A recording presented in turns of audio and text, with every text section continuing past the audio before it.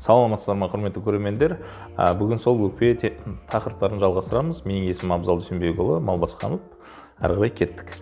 Бүгінгі тақырып қозғағым отқан жаңағы өкпенің бронхоэктаздары. Орысша айтқанда бронхоэктатическая болезнь. Мына бронхоэктатическая болезнь дегеніміз не? Бронхоэктаз деген көбінесе жас балаларда болады, бірақ сол жас балалар өседі, сол өкпесіне немқұрайлы қарайтын болса, бұл адамның қартайған кезінде үлкен қиындықтар туғызуы мүмкін. Бронхоэктаз дегеніміз не? Мынау адамның өкпесі алдындағы бағдарламаларда айтқандай тал сияқты. Талды теріс айналдырып қойсаң, өкпеге ұқсайды. Сол өкпедегі өзі кеңірдектен бронхтарға барады, бронхтардан әрі қарай төмендеп бронхиолаға ұлғасып кетеді. Сол бронхтардың қызметі ауаны өткізу, ал сол бронхтардың шырышты қабаты сол кірген ауаның егерде лас болатын болса, немесе тағы да шаң тозаң болатын болса, соны ұстап қалу. Егерде үлкен бір тамақ кіріп кететін болса, нақа болмаса, қатты түтін кіретін болса, бронхтар қысылып қалады. Қысылып қалған кезде адам жөтеле бастайды, түшкіре бастайды. Енді мына бала кезде ол туа біткен пайда болады, нақа болмаса жүре пайда болған бронхоэктаздар болады. Бұл мысалы кішкентай балаларды үйде желдетпей, қымтап үйде отырамыз ғой, ұстап, ойбай, жел тұрса ауырып қалады деп. Сондай кездерде осы бронхоэктаздарға әкеліп соғуы мүмкін. Бала өкпесімен ауырып жүре береді, оны біз жаңағы халық емімен емдей береміз, ақыр соңында ауру асқынып кетіп жатады.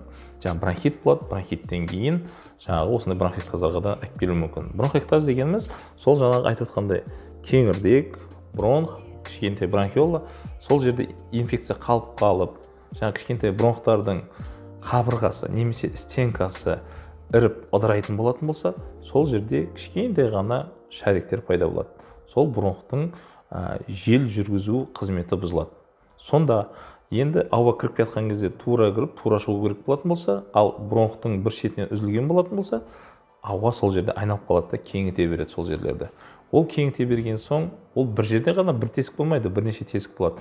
Сол жаңағы КТ немесе рентгенде былай араның ұясы шұрық тесік болып, немесе пытырамен атқандай тесіктерді көреміз. Оның бір жаман жері, оның қабырғалары қалыптасып қалады, іріңді қабыну болып, сол себептен ол жерден қақырық көп жиналып қалады, сол қақырық әрқашан іріңдеп отырады. Кейбір жағдайларды қарап отырсаңыз, үйдегі кішкентай балалар, немесе мынау жасөспірім балалар жиі ауыра береді, ай сайын ауырады, ай сайын антибиотик аламыз, ай сайын дәрігерге барамыз, емделмейді, қоймайды дейді. Бұның көріністері қандай? Кішкентай ғана жаңағы провокатор, вирус болсын, немесе жаңағы салқын тию болатын болса, ең бірінші әлсіз жер, қабынатын жер сол болады. Ол қабынған кезде бұл жердегі көрініс сол өкпе ауруларындағыдай. Дене қызуының көтерілуі, тәбеттің төмендеуі. Бала егерде көп ауыратын болса, ол бала семірмейді. Ол балаға әрқашан қан жетпейді. Сол себептен бұл баланың жетілуіне де өте кері әсерін туғызады. Сол себептен үйдегі балалар болса, сөйтіп тексеріп тұрыңыздар. Бұның жаңағы қалай емдеуге болады? Әрине антибиотикпен емдеуге болады. Егерде кішкентай ғана бронхоэктаздар болатын болса, бала өсе келе 12-13 жасында бронхтардың өзі түзеліп, өйткені бала өскен кезде кеуде қуысы да ұлғаяды ғой. Сол кезде бронхтар жазылып, тез тартылып қалады бронхоэктаздар. Ал егерде жазылмайтын болса, оны операция жасап, алып тастап жатады. Бұл жаңағы бронхоэктаз деген көбінесе бізде іріңді қабыну болады, іріңді қабыну артынан өкпенің апциясына алып келеді. Ал өкпе апциясын емдемесек, ол я сыртқа тесіп шығуы мүмкін, нақамысы сол жерде жылан көз пайда болуы мүмкін. Мына бронхоэктаздар үлкен кісілерде де жиі кездеседі. Өйткені кезінде денсаулықтарына салғырт қарағандықтан ба, мүмкін ауылдық елді мекенде тұрғаннан кейін ба, жас келген кезде бізде бронхтардың эластикалық қызметі бұзылады. Эластикалық қызметі бұзылса, бронхтардағы тесік ұлғайып, сол жерде әрқашанда іріңді қабыну болып, бұл кейін хобл деген ауруға алып келуі мүмкін. Хобл дегеніміз хроническая обструктивная болезнь легких. Хобл ол үлкен ауру, олдан жазылып болмайсыз, бірақ өмір сапасын жақсартып, емдеп жүруге болады. Ал егерде одан да асқындырып жіберетін болсаңыз, әрине жүрек ақауларын алып келеді.